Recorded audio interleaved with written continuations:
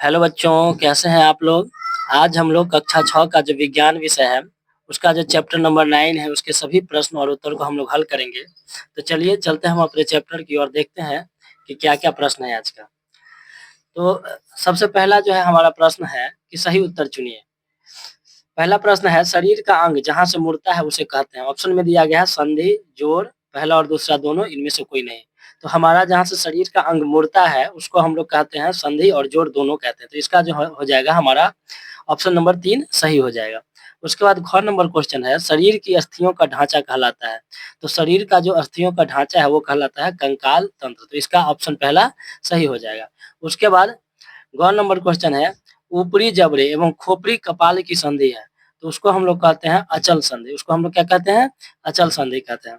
उसके बाद घ नंबर क्वेश्चन है, निम्न में किस जीव की अस्थियां खोखली किंतु मजबूत होती है। तो हम लोग जानते हैं कि जो पक्षी की जो अस्थियां होती है वो खोखली होती है, जिसके कारण उसका शरीर हल्का होता है और वह उड़ पाता है।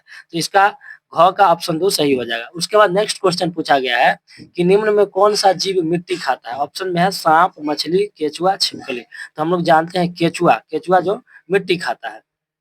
उसके बाद दूसरा क्वेश्चन हम लोग देखते हैं। दूसरा क्वेश्चन में दिया गया है कि रिक्त स्थानों की पूर्ति कीजिए। पहला है कि अस्थियों की संधियां शरीर की डैश में मदद करती है। तो हम लोग जानते हैं इस अस्थियों की जो संधियां होती है, जो जोड़ होता है वो शरीर की गति में मदद करता है। तो इसमें हम लोग गति भर देंगे, इसमें हम लोग गति भर देंगे।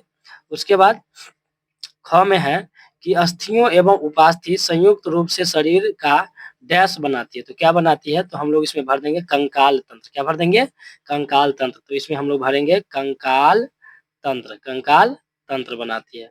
उसके बाद नेक्स्ट क्वेश्चन है, कोहनी की अस्थियां द्वारा जुड़ी होती है, डैश के द्वारा जुड़ी होती है।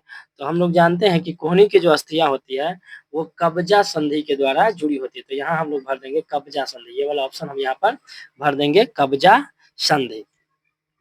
उसके बाद नेक्स्ट में है, गति करते समय डैश के संकुचन से अस्थियां खींचती है। तो इसमें हम लोग भर देंगे मांसपेशियां। इसमें हम लोग भरेंगे मांसपेशियां। तो क में हम लोग गति भर देंगे। उसके बाद ख में हम लोग भर देंगे कंकाल तंत्र, ग में हम लोग भर देंगे कब्जा संधि और घ में हम लोग भर देंगे मांसपेशियां।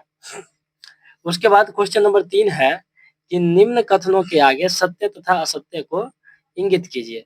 पहला है, सभी जंतुओं की गति एवं चलन बिल्कुल एक समान होता है। ये हो जाएगा बिल्कुल असत्य। सभी जीवों की जो गति होती है वो एक समान नहीं होती है। उसके बाद अगला है, उपास्थि अस्थि की अपेक्षा कठोर होती है। तो ये भी असत्य हो जाएगा। उपास्थि जो होता है वो अस्थि, अस्थि यानी कि हड्डी, हड्डी से मुलायम होता है, यानी कि जैसे कान का हो गया, नाक का हो गया, है ना, ये सब उपास्थि की हड्डी होती है। ये भी असत्य हो जाएगा।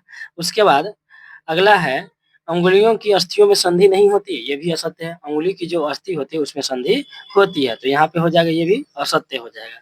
उसके बाद अगला क्वेश्चन है कि अग्रभुजा में 2 अस्थियां होती है। तो ये हमारा सही है। तो यहाँ पर हम लोग भर देंगे सत्य। उसके बाद है, तिलचट्टों में बाह्य कंकाल पाया जाता है। तो ये भी हमारा सत्य हो जाएगा। तो यहाँ पे हम लोग भर देंगे सत्य। उसके बाद क्वेश्चन नंबर अगला है कि कॉलम 1 में दिए गए शब्दों का संबंध कॉलम 2 के एक अथवा अधिक कथन से जोड़िए। यहाँ हमें मिलान करना है, कॉलम 1 को कॉलम 2 से मिलाना है। यहाँ एक से अधिक ऑप्शन भी सही हो सकते हैं।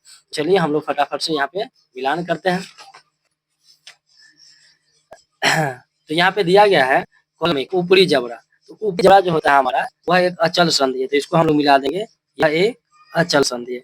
उसके बाद मछली, तो मछली का शरीर जो होता है वो धारारेखीय होता है। तो हम यहाँ पर मिला देंगे मछली का शरीर धारारेखीय होता है और शरीर पर पक्ष होता है। तो इसको हम एक से अधिक ऑप्शन से भी मिलाना है। उसके बाद है पसलियां। पसलियां क्या करती है? पसलियां जो होती है हमारे हृदय की क्या करती है? सुरक्षा करती है। तो इसको हम लोग यहाँ से मिला देंगे। उसके बाद घोंघा, घोंघा जो है बहुत धीमी गति से चलता है, बहुत धीमी गति से चलता है। और इसमें हम लोग भर सकते हैं कि इसके पास बाह्य कंकाल होता है। उसका तिलचट्टा, तो तिलचट्टा जो है हवा में उड़ सकता है। और हम इसका घोंघा या तिलचट्टा दोनों से मिला सकते हैं, क्योंकि घोंघा के ऊपर भी बाह्य कंकाल होता है और तिलचट्टा के ऊपर भी बाह्य कंकाल होता है। हम इन लोग इस घोंघा से भी मिला सकते हैं। उसके बाद नेक्स्ट क्वेश्चन है कि निम्न प्रश्नों के उत्तर दीजिए। सबसे पहला क्वेश्चन है, कंदुक खलिका संधि क्या है? तो इसका उत्तर हम अपने कॉपी में लिखेंगे, कंदुक खलिका संधि का, कि हाथ की हड्डी एवं कंधे की हड्डी के जोड़ को कंदुक घलिका संधि कहते हैं। उसके बाद अगला क्वेश्चन है कि कपाल की अस्थि में कौन सी गति करती है? तो हम लोग उत्तर देंगे कपाल के निचले जबड़े की अस्थि गति करती है। तो कपाल की अस्थि में कौन सी गति करती है? तो कपाल के जो नीचे का भाग होता है जबड़े की अस्थि वो गति करती है। उसके बाद अगला क्वेश्चन है कि हमारी कोहनी पीछे की ओर क्यों नहीं मुड़ सकती है? ठीक है, तो हम लोग जानते हैं कि हमारी कोहनी जो होता है वो एक ही तरफ मुड़ती है क्योंकि उसमें कब्जा संधि लगा होता है। तो हम उत्तर में लिखेंगे कि हमारी कोहनी पीछे की ओर इसलिए नहीं मुड़ सकती है क्योंकि हमारी कोहनी की संधि कब्जा संधि के द्वारा जुड़ी हुई है। जैसे दरवाजे में लगे कब्जे के कारण दरवाजा एक ही ओर खुलता है, इसी प्रकार हमारी कोहनी सिर्फ ऊपर की ओर उठ सकती है या मुड़ सकती है। उसके बाद अगला क्वेश्चन है कि हमारे शरीर में पाई जाने वाली उपास्थि के कारण लिखिए, है ना? तो उपास्थि का मतलब क्या?